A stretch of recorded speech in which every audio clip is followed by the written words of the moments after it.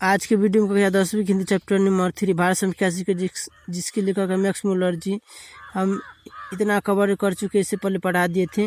अब यहाँ से स्टार्ट करते। अगले वर्ष में जब आप लोग भारत के तट पर पहुँचेंगे तो बजाय इसके कि आपका दिल बैठने लगे, मैं चाहता हूँ कि आप में से प्रत्येक को ठीक वैसा ही अनुभव हो सके जैसा कि आज से 100 वर्ष पहले सर विलियम जोन्स को उस समय हुआ था, जब उन्होंने इंग्लैंड से आरंभ की हुई लंबी समुद्र यात्रा की समाप्ति पर क्षितिज में प्रकट होते हुए भारत के तट का दर्शन किया था। सुनिए उन्हीं के शब्दों में, जिस भारत यात्रा की ललक मेरे मन में उठ रही थी पिछले 1783 के अगस्त में। उस देश के लिए मैं समुद्र यात्रा कर रहा था कि एक दिन संध्या के समय दिन भर में देखे गए दृश्यों की जांच पड़ताल करते हुए मैंने पाया कि भारत अब ठीक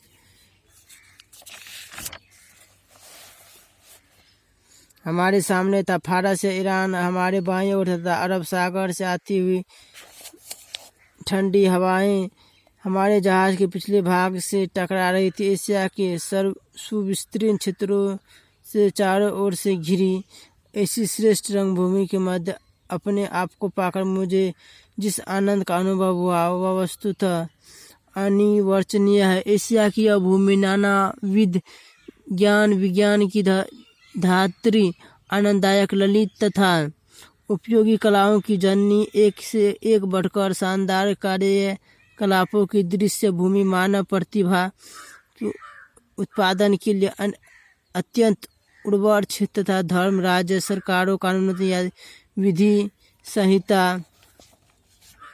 रीति रिवाज, परंपराओं, भाषा, लोगों के रंग रूप और आकार प्रकार आदि की दृष्टि से अपनी अत्यधिक विविधता के कारण सदा से सर्वोच्च सम्मान की दृष्टि से देखी जाती रही है। मैं यह कहे बिना नहीं रह सका कि कितना अधिक विशाल और महत्वपूर्ण क्षेत्र अभी तक अनदेखा ही रह गया है और कितने बड़े व ठोस लाभ अभी तक प्राप्त नहीं किए जा सके हैं। भारत को सर विलियम जोन्स जैसे अभी न जाने कितने स्वप्नदर्शियों की आवश्यकता है। जब आप जहाज की डेक पर अकेले खड़े 37 वर्ष के सर जोन्स ने देखा था कि सूर्य अपरांत सागर में डूब रहा है, तो उनके पीछे इंग्लैंड को सुमधुर स्मृतियां तथा उनके सामने भारत की आशा जगमगा रही थी। उन्हें ईरान तथा उसके प्राचीन सम्राट मानव प्रत्यक्ष रूप में उपस्थित लग रहे थे।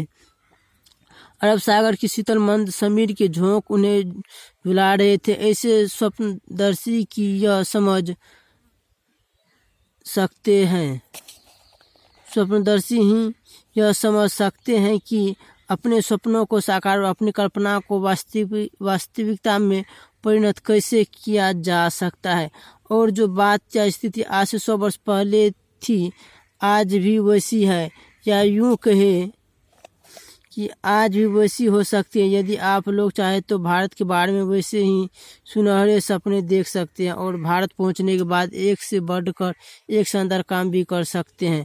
आप लोग विश्वास रखें कि यद्यपि सर विलियम जोन्स ने कलकत्ता पहुंचने के बाद से अब तक प्राच्य विदेशों के इतिहास और साहित्य के क्षेत्र में एक से बढ़कर एक शानदार बड़ी बड़ी अनेक विजय प्राप्त की, तथापि किसी भी नए सिकंदर को यह सोचकर निराश नहीं हो जाना चाहिए कि गंगा और सिंध के पुराने मैदानों में अब उसके लिए विजय करने का कुछ भी शेष नहीं रहा। आज के लिए इतना ही, और पूरा आज हम इस वीडियो में कवर कर दी चैप्टर 3 भारत संख्यासी के। यदि वीडियो आप लोग को अच्छा लगा हो तो हमारे चैनल को सब्सक्राइब करें। मिलते हैं अगले वीडियो में ऑब्जेक्टिव क्वेश्चन के साथ।